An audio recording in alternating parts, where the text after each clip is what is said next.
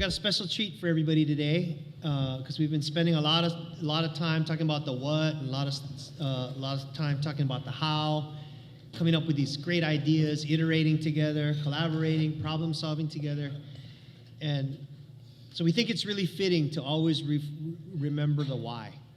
And so the closing portion of our program, we're really excited to talk about the why. And hopefully you had a chance to fuel up and get charged up here because we get to welcome this very special group of student leaders. And over the past 2 days, we've talked about a whole bunch of things that we need to do for the profession so that we can support the folks who support students. And now it's time for us to hear directly from students about their concerns and hopes for the future. We invited these students because they've accomplished a lot and they have some unique experiences that we could all learn from. I think you'll see what I mean as I introduce each one and they join me on stage. And I'm going to just say a little bit of personal note. I had a chance to meet a couple of them at our Trailblazing Week, our first ever Trailblazing Week. And there were 2 takeaways for me and ultimately my wife after Trailblazing Week. So the first one is after we heard from some of these students, I realized how much I was slacker that I was. And then I went home and I told my wife, you would never believe what we just experienced with this powerful group of students. And so I think the hospital gave us the wrong babies when we came home from the hospital after she gave birth because I want one of them. So friends, I want you to introduce our friends here. So we're going to start with, we're in her home state. So Casey Mundorf is the 2022 NHS Scholarship finalist from right here in Louisville, Kentucky.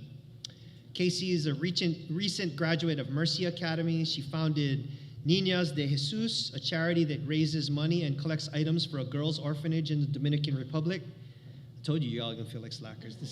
Well, I don't know about you, but you might be not that slacking, but I'm super slacking. Casey also launched we're not done yet. Launched the initiative Give Props, which stands for Positive Reinforcement of Personal Strengths, that provides tools and resources for improving self-confidence and self-esteem in young women.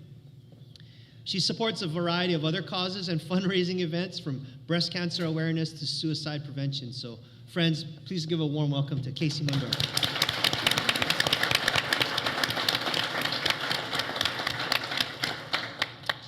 Next is Owen Zhang. Owen is also a 2022 NHS Scholarship finalist and recipient of the inaugural NHS Leadership Pillar Award. He recently graduated from Baylor High School in Texas. Owen's the founder of the nonprofit Project Lights Camera Action. Owen witnessed discrimination and human rights violations as a young child during riots in the Xinjiang Uyghur Autonomous Region of China in 2009. He started the organization to help children in Uyghur by promoting educational opportunities and raising awareness about their struggles. Friends, it's Owen Zhang.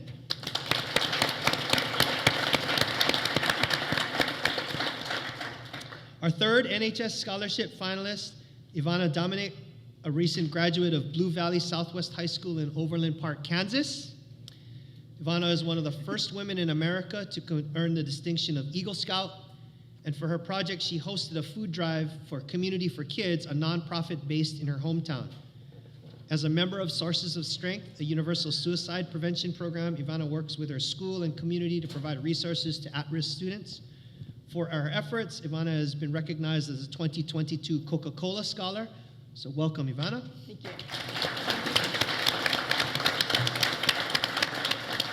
And then if that's not enough, we got a couple of rising seniors here. So our next 2 panelists are rising seniors who are also facilitators of our, you might not know this, we talked about them, but we founded the first ever student leadership networks. And our next 2 panelists are facilitators for our National Honor Society Mental Health Leadership Network. So Ellington Garland joins us from Smoky Hill High School in Aurora, Colorado. Ellington is an NHS officer and also founded his school's Black Student Union. Ellington's worked with his school administrators to set up the anti-discrimination tip line that allows students to get in contact with teachers and administrators if they've seen or been victimized by racism, sexism, or any form of discrimination. Welcome to the family, Ellington.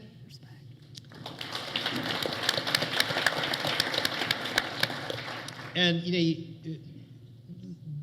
definitely, last but definitely not least, I'd like to welcome Kiana Victor from Randallstown High School in Randallstown, Maryland.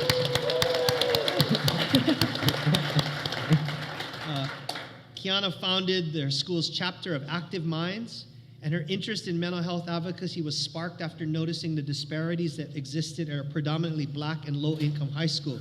She's also a member of Work to Be Well's National Student Advisory Council and is a member of the DMV Students for Mental Health Reform Coalition. Welcome, Kiana.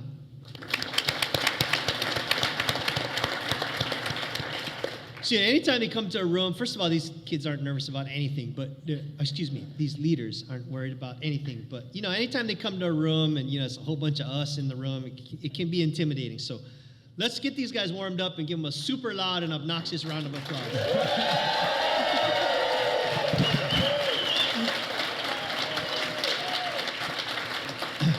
All right, I'm going to step away from the podium here and join you all here. Because I want to be smart like y'all. So I'm going to start with a series of questions, and then let's tear it into it, okay? So, first question. We've spent the past few days working together to brainstorm ways to support school leaders, principals, assistant principals, and other administrators so they can better support students. That's why we're stoked about this panel, and we want to hear directly from you. So the question for any and all of you, what's the one thing you wish your principal or school leaders knew about their students? Jump in, anytime. Well, I would say kind of my school I go to, Smoky Hill, is probably one of the most diverse schools we'll ever be at, as my principal, Mr. Puga. But I think that school isn't the end game for everybody. Well, I think that finishing high school, obviously, but I think one of the biggest things is that you see college isn't for everybody or school isn't for everybody. So I think when we, as teachers, I think letting kids know there's other opportunities like becoming a welder, plumber, joining the military. I think those aren't often focused on enough as you see going to college, because it's not, I say, as glamorous as a job, but they're great jobs that you see some kids would benefit greatly from. Like I think my school has an automotive program that a bunch of my friends are in that they love more than school itself, but it keeps them coming to school. I think that's the biggest thing, is to how do we keep this student engaged? How do we make sure that they're walking across the stage with everybody else? Thank you. Keep going. I agree. I think it's really important, especially for the larger schools. I feel like it's really impactful for the students when the administrators and the staff take the time to make a personal connection with each and every student, because not only does it help them feel at home, but it also really helps to establish like a rapport between the student and the administrator, and it makes them feel more comfortable down the road. Also, I feel like I would like to see more transparency between teachers and students, because I feel like a lot of our problems are the same, especially adjusting from the COVID pandemic, burnout. Like, come on, students have been burning out, like being on Zoom the whole day, trying to get homework done, but I can't imagine, like even for teachers, like that's definitely difficult, having to plan the lessons and all while doing it virtual. Like we've all had so much shared problems that I feel like in order for us to really feel connected, especially adjusting after COVID, it would be nice to like be transparent with our problems, because I think oftentimes we think that because teachers are older, much more wiser, their problems aren't the same, but I think we've all found out that especially after COVID, we share a lot of the same problems, and it'd be cool to find a solution together. So. I think I 100% agree with you. One thing that I was going to say is that making sure that emotional support is just as important and accessible as education. One thing at our school is that we all get tired by the second semester. We don't really want to do work, and the performance goes down. And another issue that we have at my school is the fact that a lot of kids, doesn't really prioritize education, doesn't really listen to their teachers and have problems that are surrounded with their grades. And one thing that a bunch of students are saying is that, while the teacher just gives them work, they're not emotionally there for them. So in Active Minds, one thing that we did was we asked our principals and our teachers to have a week of love language. Their love languages are basically just to deliver and show how you're affectionate and just talk to students. So we asked the teachers was in a professional way, share your love language to students. So we had teachers do poetry slams, we had teachers paint with their students, which was quality time. One teacher gave them cookies, so she made 200 cookies to share with her students. And one thing that we saw was the performance rate went up. You know, a lot of teachers say that, you know, students, they're exceptional students, they just don't put in the work. And the answer to that was, if you put time and energy into a student, they will perform better.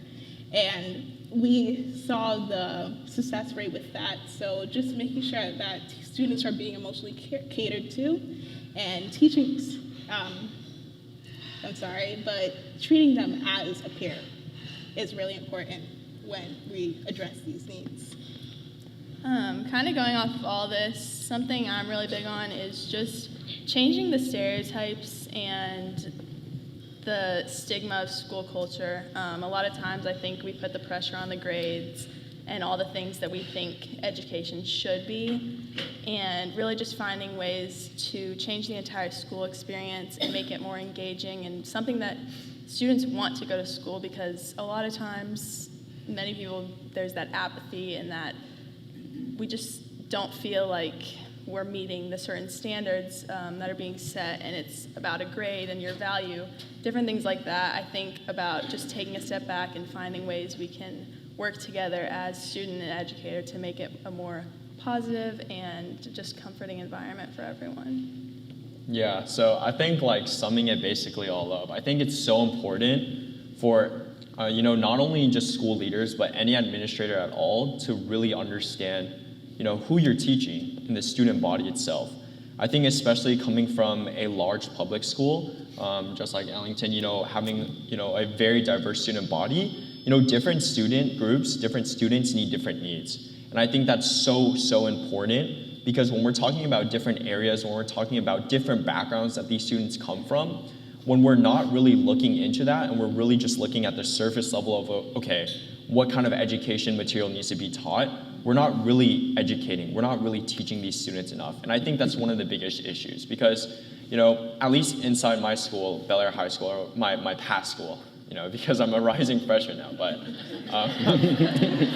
at Bel Air High, I think there's a common theme that everyone knows that's kind of divided in a sense, where you have these overachievers, you have these people who are taking all the AP courses, spending all their times trying to get the highest grade in their class, spending all the time studying and everything like that. But at the same time, you have the opposite side of the spectrum, and so it's easy to just cast them aside, right? It's easy just to say, okay, they don't really care, they don't really want to go to school, they're just here just to be here. But a lot of the times, these issues are so much deeper than that. And I think that that's so important for school leaders to understand, is that when we think about, the focus of education in their households, when we think of their access to nutrients to be able to even study, when we think about their access to educational resources, maybe extra tutoring, maybe, they just need emotional support, there's so many things that go into a student's success in school. And I think as student leaders or as principals, it's extremely important to spend time to really understand what your student body's needs are, and to make sure that they're being met in a sense where students can really focus on school itself instead of all the other factors that might be a detriment to them or might hurt them in their process or journey in getting an education. Thank you. It was really wonderful to hear you speaking from the heart, and all of your answers and your responses here. Taking it one step further, I'm interested in hearing what you all think about education today. What are you most concerned about when it comes to education, and what keeps you up at night about it? And you can talk about education in general or your own personal education. And what then are your concerns about the education of future generations? So for me personally, I came from a predominantly white high school. I've been with the same people for more than 13 years, and it was really difficult for me to find representation of people that looked like me in the curriculum, as well as in the teaching staff. And I really felt like that took a toll on me almost, because growing up, you want to see people that you can look up to, you know, and like not just the celebrities, you know, but like people in your own area that could be like your local heroes. And for me, in my experience, I felt like a lot of my education was like Eurocentric perspective. I think a lot of the time when learning about like my own culture, I felt like I didn't really have more of like a sense of understanding, and I felt like I didn't really get to explain more of the cultural aspects that I would have liked to speak about. I remember one time in middle school, we were learning about Hinduism, and the teacher kind of pointed at me almost, and she's like, "Do you mind sharing about Hinduism?" But I'm not Hindu, so yeah, I was confused. I was like, I know people that are Hindu, and I would love to speak on their behalf, but I mean, I don't really know much about a religion that isn't mine, you know, so. But I mean, other than that though, I feel like a lot of the time, like the educational system tends to put you like in these boxes, you know, like these bubbles, you know, you have the straight A students like Owen mentioned, like the jocks and all of that. And then I think it tends to create a little bit inequity in terms of the access to opportunities that a lot of these students have. Like gifted students, for example, I'm lucky to be part of that, I guess, but you basically get educational opportunities, but it's not really provided to all the students. So in terms of like the people that make the most decisions for schools, it tends to be the ones that are like very involved, you know, but doesn't really give a chance to the other students who probably have just as much of something important to say, but they just don't get that like attention because of their involvement in school. So, kind of going off of what Ivana said, the are you a Hindu? Let's talk about the what do you call it?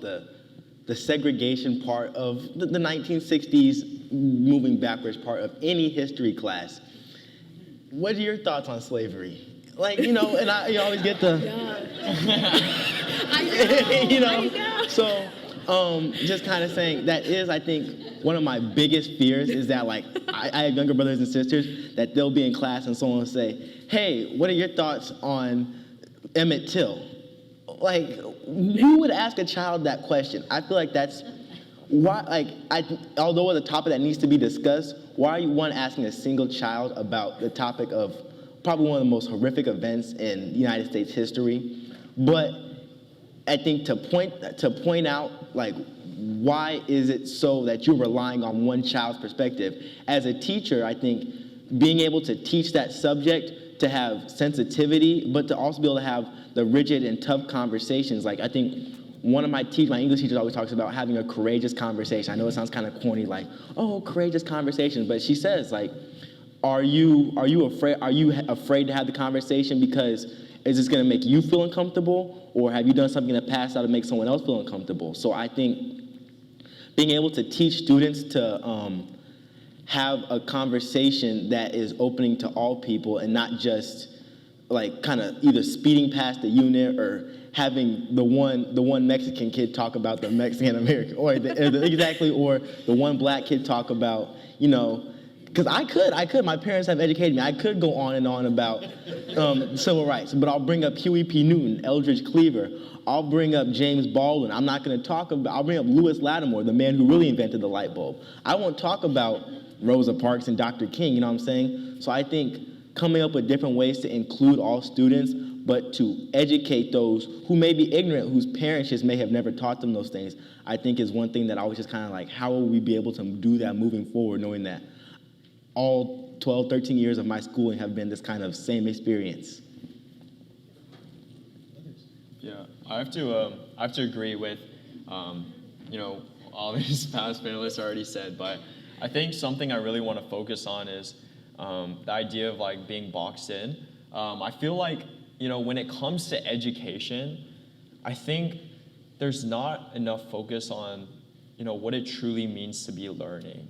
And I think that when we're really looking at different classes, or especially for me, these past 4 years in high school, you know, receiving an education has become synonymous to, you know, sitting in a class, doing the bare minimum to make sure that you get whatever grade you want, whether it be high or low, as long as it's passing, right? And at the end of the day, getting your diploma and, graduating.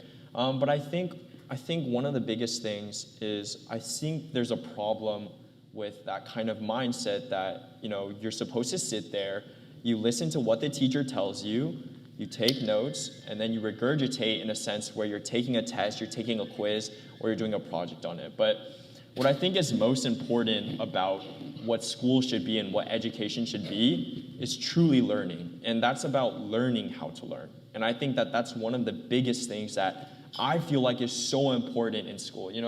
Ellington was talking about how not everyone needs to go to college, right? There's so many different pathways outside of high school that's not just receiving a higher education. But that's why school is so important for learning how to learn, is because when we're only focused on subject material, when we're only focused on, say a certain topic or a certain subject area, there's not opportunity for students to really learn skills that are used later in the lifetime. And of course, when it comes to history, taking notes on the PowerPoint about a certain event that happened, that's extremely important, right? But when it really comes down to it, the most important skills are learning how to learn.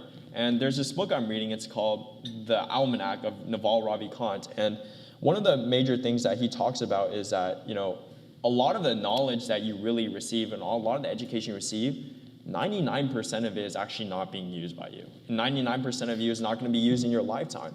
I hope I'm not doing calculus 20 years from now. I hope I don't have to memorize, Or when the teacher says you'll use this down the road. Yeah, no one's going to ask you to calculate the slope in a grocery store. Yeah, right? Exactly. So it's Yeah.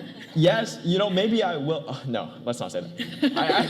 Maybe someone will, though. That's the thing. That it is important for certain subject areas, right? But the most important thing is, being able to figure out answers for yourself, being able to explore past, right, what exactly is someone telling you. There's so much deeper things than just being told something when it comes to learning. And, I learned that firsthand, in this internship that I'm in right now, it's a Medicare brokerage called Fair Square Medicare. I'm doing a lot of coding, and I'm not the most proficient at coding. So a lot of the times, I'm talking to, my mentor, his name is Tej, and in the beginning, I just kept on asking him these basic questions, right? Like, can you check this for me? Can you debug this for me? Can you look at this? I have no clue how to do this. But, he straight up told me one day, I remember he was this stuff is Googleable. I was like, oh, shoot, I wanted to ask you because to be frank, it's easier, right? It's easier when someone has all the answers and it's easy to just go, okay, can you just tell me the answer and then I'll just remember, right? That's what school, I feel like, is right now.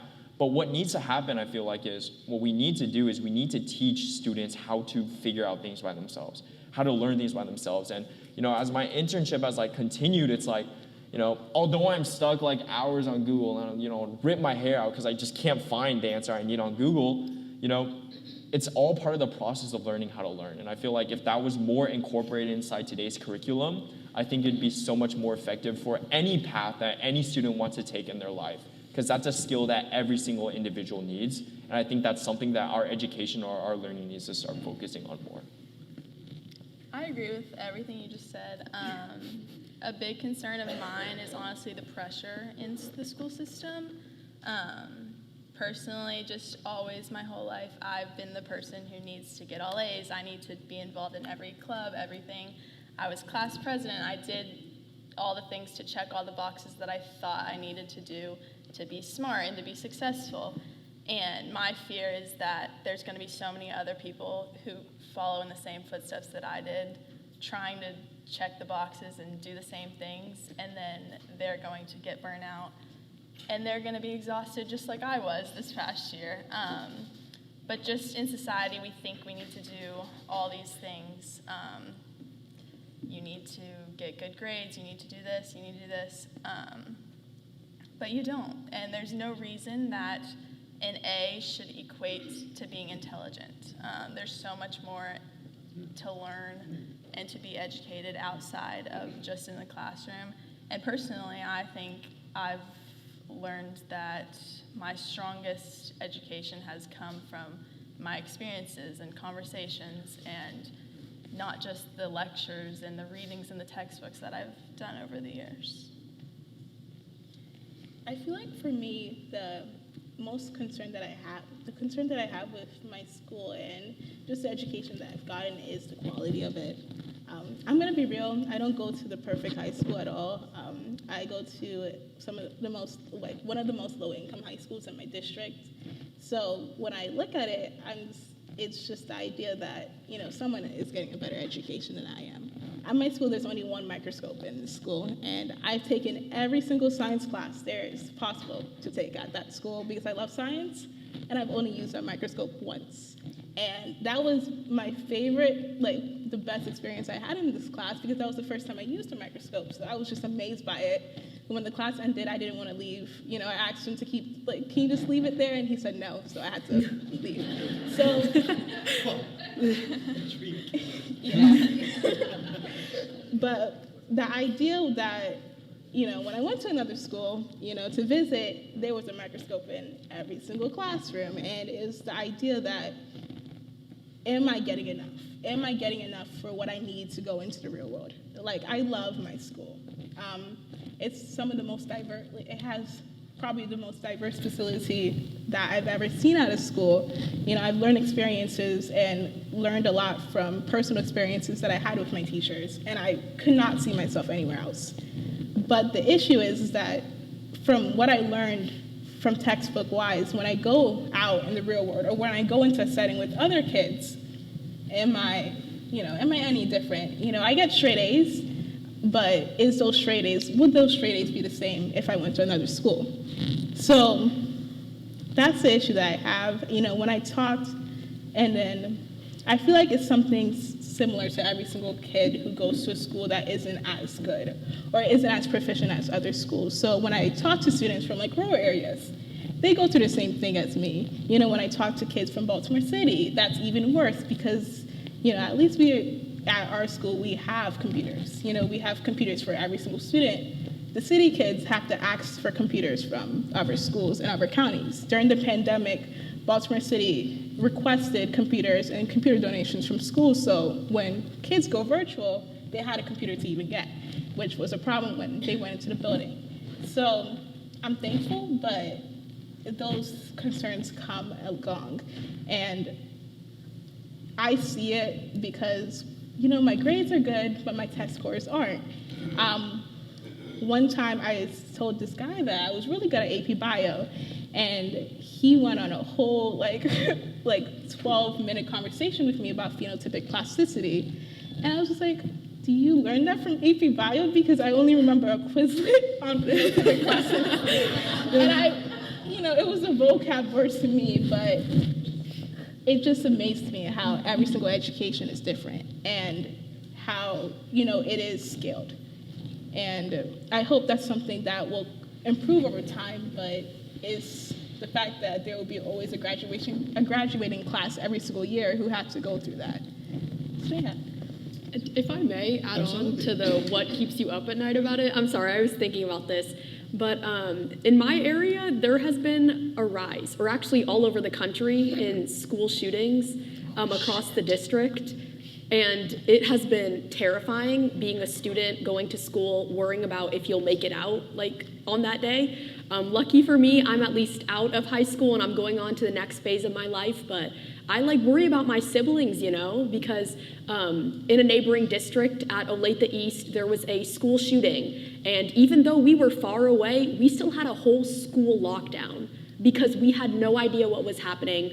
It was terrifying for the students and the teachers, but we want to know that we're going to be safe when we go to school, because we're going to school to learn. We didn't really even think about this whole school shooting notion until you see it in the media, how it's going all over the country, and I think it's really important that we take time to address the issues in our society that have allowed these things to occur, and also to try to make a difference. I don't know whether it's trying to increase security or something through schools, but just trying to help people and understand that the world has changed and we need to be one step ahead of it, because no child deserves to go to school worrying if they'll make it to the next day.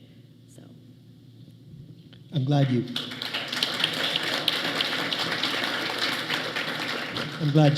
added your thoughts about what keeps it nice, super meaningful. Next question is for our two facilitators from the NHS Mental Health Network. So Kiana and Ellington, you're on deck here. In our recent survey, 74% of students said they needed help with their emotional and mental health this past school year, but 43% did not seek any help. What is keeping students from seeking help, and what can we do to make sure that students feel comfortable seeking help? I think one of the reasons why students don't go to the mental health services that they need to go to is because of the stigma around mental health. Mental health is not the same as it was 30 years ago or 40 years ago. It's something that recently improved drastically. And it's something that just started to be considered as an issue to everyone. And we still feel that. We still have our parents, we still have other influences because we tend to listen to ourselves the least when it comes to mental health. So when you look at it through those eyes, you have the issue of cultural stigma. What do other people perceive about mental health? Do they see it as a concern? So I come from St. Lucia, I'm from the Caribbean, so my family, they don't even take mental health that seriously. When I talk to my family, it's not anything on, oh, go see a therapist. Maybe you need more assistance. It's more, well, you better fix it.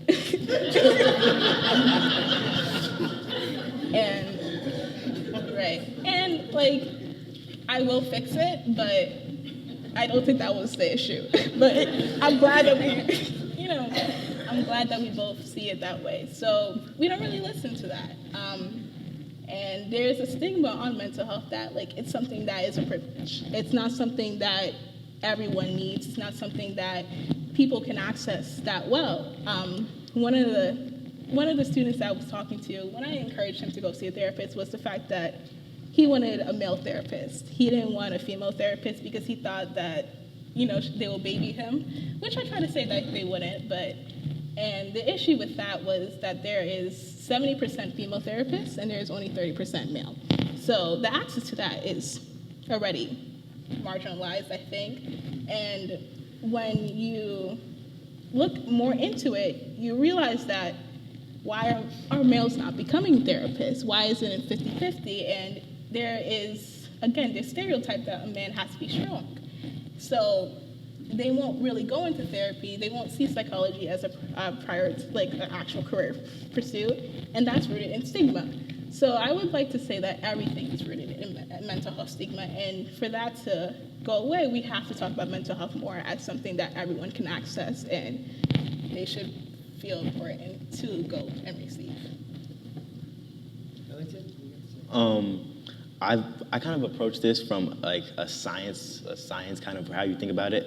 Everything has a catalyst. Evolution has a catalyst. So if you think about humans evolving to breathe, it was that the waters weren't oxygenated enough.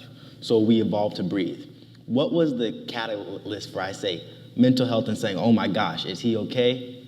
What's Columbine that happened in Colorado? I think that was the biggest time we were like, dear God, everybody dropped the ball. There was signs. This kid, I guess he was aggressive, and they said there were all these signs that nobody caught on.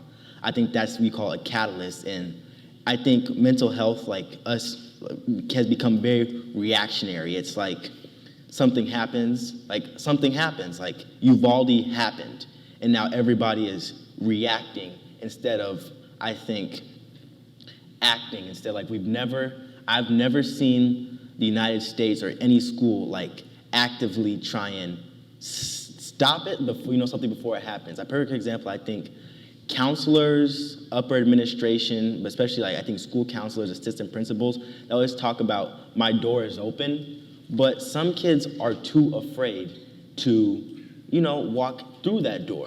So as the school counselor, as the adult, you hope they take that first step, that grab my hand essentially, let me come into my office. Every time I've ever met with my school counselor, and that's just me personally, I've never met with, you don't even know why I've met with my school counselor. But every time I've gone into an office, it's been me, hey, Miss Kaiser, I need your help, college. this baseball coach, I need your help. And not to say Ms. Kaiser isn't a good counselor, but she has a bunch of students, and I don't think they ever have time to, once again, put that hand out and say, let me help you. So I think that's the biggest thing that we need to do is, as teachers, I think that teachers and students is seeking out the help and not being reactionary, but going into action, so that you never have to say, my God, what happened? I think what happened? What did we not do? And why I think she talked about, is there a stigma of mental health? I think the biggest stigma of mental health is that you're either sane or you're crazy. I feel like a lot of people deal in extremes when it comes to mental health, when I don't think it's like that at all. I think of it like your body. It's not like you not always either have cancer or you're healthy, right? There's a lot of steps in between that. There's people who have osteoporosis. You have, there's like different diseases. You have, some people have aching joints. Some people are blind. Some people are partially blind. So I think there's different things in mental health that go about there. Like, I think a lot of people are like, do I really want to go see the counselor? She's going to tell my mom I'm crazy. I don't want my parents to think I'm crazy. And then you hear all these horror stories about these kids getting sent off, or these parents like being angry at their kids because they're crazy. And I've seen like, I remember watching a girl, in my class, have like a whole breakdown because she didn't complete her homework. And the teacher was like, do you need to go see somebody? She said, dear God, like she was more afraid to go see the counselor than she was going to the principal's office because she thought they would call her mom. And obviously her mom wasn't versed on mental health, so she thought her mom would just think she was crazy. And I've never seen something like that. And the fact that a student, that can happen to a student, and they can think, am I going to be sent away? That's the first thing that jumps in their head when someone says, do you need help? I think that should alert everybody that something is wrong with the system, like how we deal or how we approach kids about mental health. I think we need to stop saying you're crazy or sane. Maybe you just need a tune-up, like a car needs a tune-up or a boat needs a tune-up. Or even your body, you go see a doctor, if you don't see a dentist when your teeth are falling out, by that time it's too late. Or you only can see a doctor by the time your legs broke. By the time your legs sticking out your thigh, it's too late. You know what I'm saying? So you cannot go see a therapist by the time everything is falling apart. By that time, in my opinion, it's too late. Right. And I think adding on to what Ellington said, mental health is seen negatively. No matter how much we try to change it, no matter how much we try to perceive it, it's a negative trait that comes with mental health. It's always seen as a disorder instead of an aspect of your well-being. It's always seen as an asylum. Yeah. When I started talking to mental health to students, one person said something about American Horror Story, and I didn't really get the joke, and they were like, I'm not one of the people in Asylum, which was a series, American Horror Story, but they see that it's only an issue when there is an issue. And they only see mental health and take on their mental health when they're having a crisis or when they're about to, have a mental breakdown or when they think they have anxiety, ADHD. So just trying to remove those barriers, trying to remove that perception will benefit us for the good. And I hope that more teachers and more principals and more educators are taking action to try to talk mental health to students. Thank you, Kiana and Ellington. I want to give Casey, Owen, and Ivana now a chance to talk a little bit about another subject. So digging a little bit into engagement. Only 39% of students in our survey said they, quote, strongly agree that they have a voice in the education policies that impact their school. As you all know, the National Honor Society's mission is to empower student leaders and help them engage in serving their schools and communities. So we'd like to hear from our NHS scholars. So Casey, Owen, and Ivana, what can school leaders do to ensure that student voice is heard and valued in school? I think it's all about the support. I think it's all about being there when students have something to say. And I think students always have something to say, and so it's all about being there and having the resources available for these students to be able to take action. I think for Bel Air High School, we have a student council, right? And a lot of different topics and subjects are covered in the student council. in different meetings, right? We talk about mental health. We talk about, broader issues that are happening to schools and students all across the United States, but also subjects that are really related to that in Bel Air High School. But the thing that's really important is that a lot of the things we cover, it's always important to brainstorm these solutions, right? Brainstorm these ideas, like how do we solve these issues that come up? How do we solve these problems that might come up, might be present right now? But the biggest problem that we see right now is that even though we have these solutions come up during brainstorming, what do we do with them? What do you do? Well, we have these answers. We have potential solutions. We did all this work, but where does that go after that? And, to be frank, in many schools, just like Bel Air High School, there is no path after that, right? We see students do all this work. We see students talk about issues that are affecting students, but there's no outlet for students to be able to affect the policy itself. And I think that's one of the biggest issues is when we're making policies about students, shouldn't students be present to offer up the opinions about those that matter the most, right?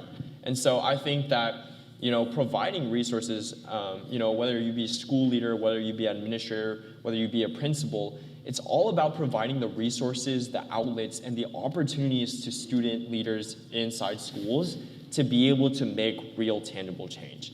I think that's what it's all about. And even when it gets to that point, what's really important is transparency. And when we talk about the change that can be brought up, after that whole process of trying to figure out who do you talk to, who do you reach out to, once that's solved, what really needs to happen is that there needs to be transparency in a sense where when a topic is brought up, when a problem or an issue is brought up and a solution is put forward, what happens after that? Where is it going? Is it going all the way down? When is it being, discussed further? And all that kind of stuff. And I think that a lot of the times students are being pushed out of these kind of roundtable discussions. They're being pushed out of these different types of meetings. And I think what's really important and what's really vital toward the success of any sort of school, any sort of district, any sort of educational policy is having a student voice about it. Because if it's affecting students, then students should be, one, if not the most important voice. And so making sure that students have those resources to be able to translate those ideas into meaningful action, meaningful advocacy, I think is one of the most important things when it comes to how school leaders or how principals can really support student advocacy, students trying to vie for change. Yeah, to tag on to what Owen was mentioning earlier, I think it's really interesting to hear the discrepancies across the nation in terms of how students have the opportunity to speak about what they would like to see different in the curriculum. I was fortunate that this year our school started an initiative called Redefine Blue Valley Southwest. So speaking on what you would like to see different in the school, how we leave a mark, how we make a legacy for students to look back on several years down the road and what we can do to get it there. We didn't really meet much as a committee, unfortunately, because of other problems, but I felt like it was really cool how they pulled students from all different backgrounds, It wasn't just the straight A student, the kid that wanted to be president of every club, They got all of the students, It really was a good way to get all of the students involved because at the end of the day, who better to speak about what you would like to see than the kids that are going through it, I also feel like school has kind of structured itself almost in a way that it makes it difficult for students to ask for help, not just in terms of the mental health aspect, like aforementioned by the mental health network facilitators, but also in terms of just academic help.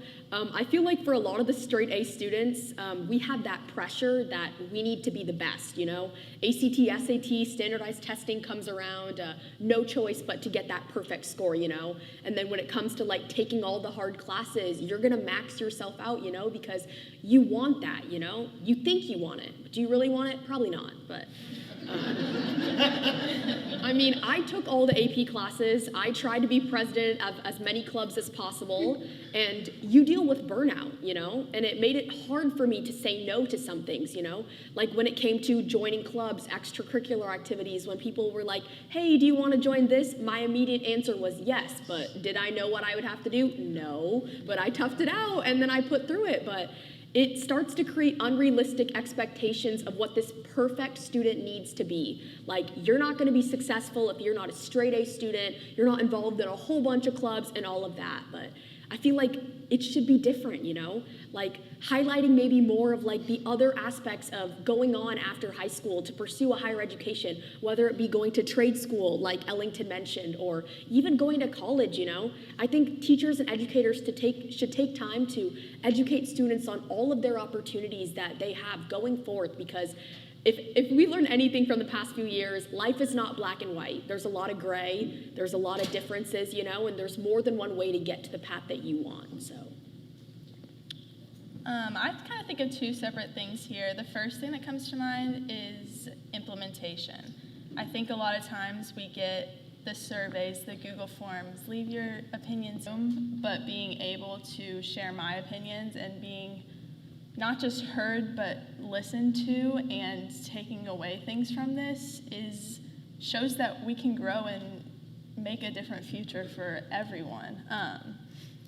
As I said earlier, I was that perfectionist in high school. I needed all A's, I needed to do all the things, check all the boxes. But since then, I've really learned that you don't have to fit into that mold that society tries to make you. Even in April when we went on our DC trip, I struggled with imposter syndrome, honestly. I was sitting here, I called my parents every night and I was like, Mom, Dad, like, these are the smartest kids, like, I don't belong here, like, these kids are insane, they've done this and this and this. I was like, I do not deserve a seat here. And I thought I needed to do all these things. I wanted to be a lawyer back then, that's changed. Now I'm studying fashion, if you were curious. But even that, like, it's not the most academically driven. People say, oh, Casey, you're so smart, you should be a doctor, you should be this. But I've learned I don't want to do that. I want to go follow my passion. I want to go into fashion. I want to do these things because I've been empowered to do so by having these opportunities, and I know that I have faith that as a group, as people, you're going to take this back to your schools and implement this and change someone else's life. And I'm going to do the same and continue to remind kids that you don't have to follow this path that society tells you. Go do what you want. Go be you. And yeah, it's just, it gives me chills up here.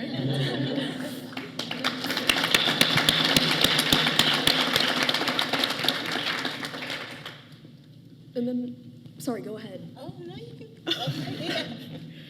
I think for me, I'm really looking forward to like the growing acceptance that our society is slowly evolving to. I'm really happy that a lot of curriculum is now being evolved into addressing more of like the LGBTQ plus community, a lot of the historical incidents, especially related to minorities, kind of progressing from there and trying to give a voice to students on how we can solve problems in the world, like world hunger or world peace, and especially climate change, how we deal with that, because at the end of the day, aren't we the ones that have to fix it, So I think I'm really looking forward to that, and of course, being here at this amazing opportunity to reach out with educators from across the country is a really empowering experience, because even though we're moving on to the next chapter of our life, it's still really meaningful to know that what we're saying has significance and it will be passed down to other students and implemented in the school. So I'm really happy that we are growing, especially like for the mental health side of things. I think even though it doesn't always seem like it, I do feel like with more media representation and learning more about a lot of the mental health disorders, we're getting there into more of a progressive society where we are more accepting of people regardless of who they are and their background. So looking forward to that.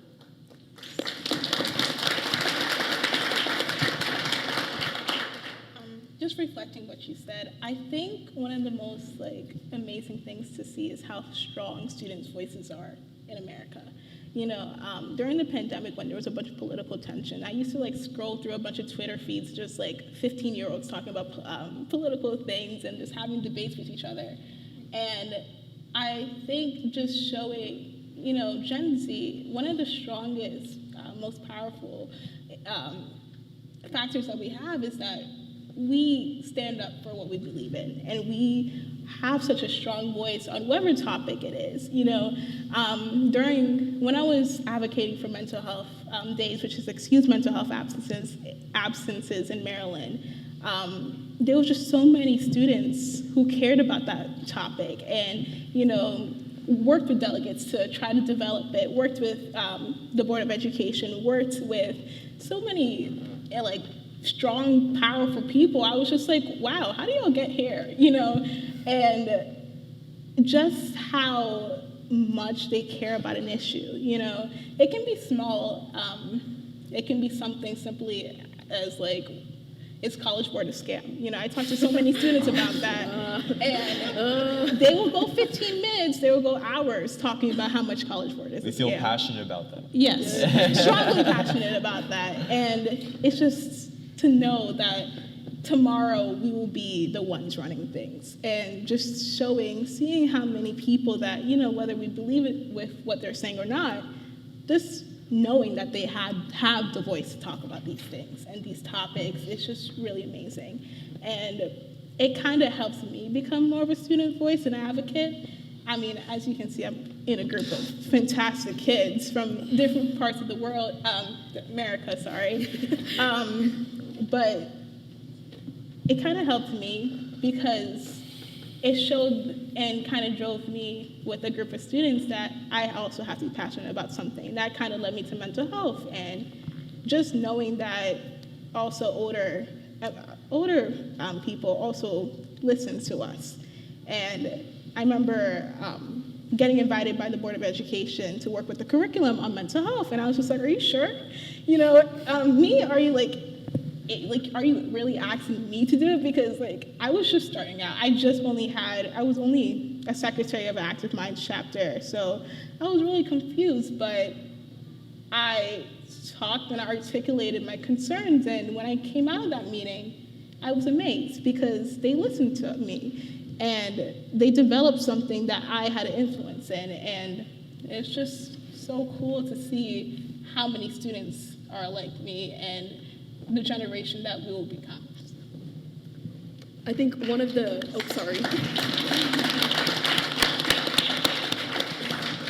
I think for the NHS scholarship winners, one of our most impactful experiences was going to the United States Department of Education and really getting to sit with members of that as well as educators from around the country and really voicing our concerns about issues that are pressing America and stuff. And so being able to speak on something that you were passionate about, for me, being the president of Diversity Club, speaking about diversity, equity, inclusion in school, and having people listen to you, I usually just rant about that with my mom, but I mean, yeah, that was pretty cool, And just the growing acceptance that we're getting, especially the newer trend of leaning away from the traditional metrics of measuring the intellect of a student, such as ACT, SAT, now that colleges are going test optional, it's really just eye-opening. It didn't really help Owen, Casey, or I, because I think we still had to take the test, but I mean, it's good to know that we as a society are putting less weight on the traditional standards of metrics, that if you don't do well on this test or something, it doesn't mean you're not going to be successful in the world anymore, it's just another way to get there, and tests don't really matter, everyone's failed a test, so. Yeah. I think for me, my favorite thing about education is my math teacher, Ms. Vogelson. I think everybody needs their own Ms. Vogelson. She's a former college gymnastics teacher who knows Chief Keef and Chance the Rapper and is from Chicago. She's a cartoon character. I mean, in the sense that I've never seen her frown. She's always, if you ask a question from English to math, she's always there to answer it, but she's never told a student no. It's always been, hold on, I just don't know, where she'll always go find out. And I think every day she comes and asks, hey, how are you doing? How is everybody? I think one of my favorite things about her is, I think her math class, I don't know how it's configured, but I think every athlete at our school, every guy just got thrown into her math class. Our starting D line, our whole starting D lines in that class, me, my friend Noah on the baseball team, we're just all in her class. So she has a class full of, she's got a class full of us athletes. But one thing that we didn't know about her, Ms. V is a world champion powerlifter. I mean, and so one day we're in class talking about who can clean the most, and she's like, "Oh, you guys want to see this video?" And it's her with 400 pounds over her head. And so it's like, and she's like, "Okay, now I showed you that, let's get back to work." And so we're all just like, who are you? But it's little things like that she heard it, she was listening. She wasn't just like, get back to work. She was like, oh, they want to see a video of someone power cleaning. Well, here's 400 pounds over my head. Or one day we were talking about Chief Keef's album, Almighty So. Did she even, she's a 25-year-old white woman. Do you think she knows who she has a picture with her and Chief Keef on the back of a four-wheeler riding through her neighborhood. Because Chief Keef owns a house in the suburbs of Chicago now. But she listens, she's there. She may not always be actively paying attention, but when she is, or when you think she's not, she always is. And there's always something surprising about her. And if everybody could just have their own Miss V, whether it's a Miss V for music class, or a Miss V for art class, or for fashion class, I think every student would have a direction. You would never have anybody who's directionless or lost, you know what I'm saying?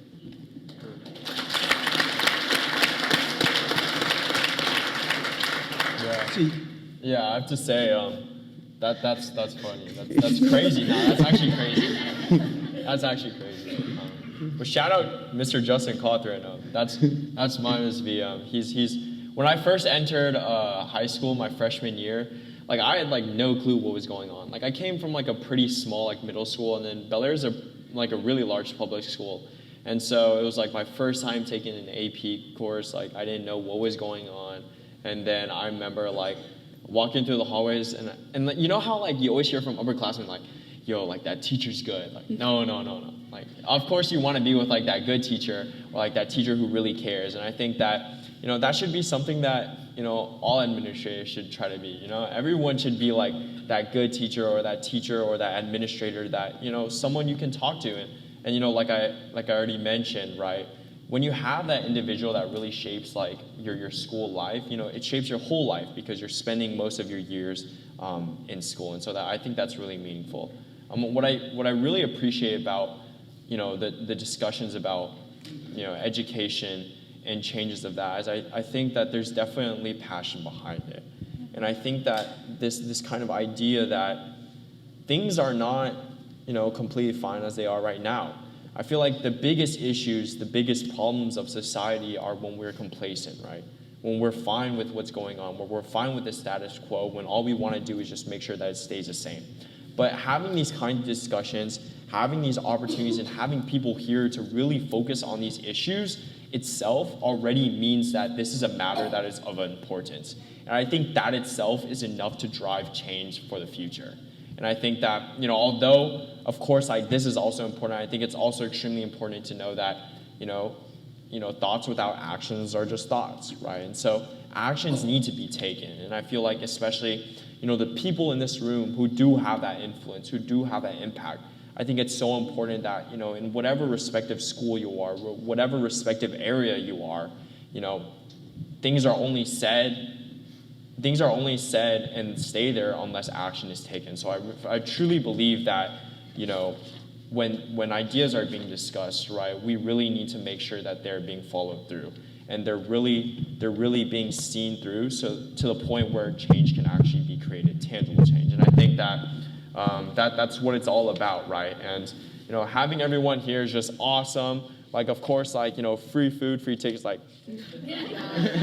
wouldn't we be here? Why wouldn't we be here? But to be honest, being here discussing about this is honestly so impactful. I think I can speak for all of us that this is really just an amazing opportunity for us. And we love to give our opinions, we love to give our voice, and it's so amazing that y'all are willing to hear, y'all are willing to listen, y'all are willing to take action. It's an honor to be in the presence of change makers and visionaries I that know, want to listen to what we have to say, because I think on the student perspective, a lot of us tend to forget that teachers and educators are people too, Like they have lives, they have families, they do more than stay at school for most of the day, I was surprised in second grade when I saw my teacher at the grocery store. I'm like, who let you out I know. who let you out the school? Right? Yeah. But we understand your struggles, and we would love to have more of an open connection between you guys, reaching out to us, sharing your problems, because we have a lot of the same problems, and just knowing that, we're on the same page, because especially coming back from COVID amidst a lot of political pressure in the country, it's been hard to be a teacher, Like a kid's failing in their class, oh, it's the teacher's fault. No, the kid could have put in the work, Yeah. And I feel like a lot of times teacher put that pressure on themselves. Pretty much most of the staff in my school quit either last year or this year, and it was just a whole thing. We had to deal with a lot of political pressure and a lot of tensions, a lot of teachers feeling that they had to do so much work in the classroom, outside of the classroom, that it took a toll on them, mental health-wise, it was a lot, And the students, the middle schoolers coming into high school, they did not have the maturity to adapt, and so it was like a jungle in high school. It was a jungle, yeah. And exactly, and the upperclassmen, trying to keep them in check, but oh my gosh, the freshmen, whew. But yeah. But saying is y'all are amazing, and we really everybody's appreciate y'all. teachers, Thank you so substitutes, much. Thank you. counselors, deans, assistant principals, lunch ladies, Ladies security and gentlemen, guards. Ivana, Ellington, Casey, Kiana, Owen.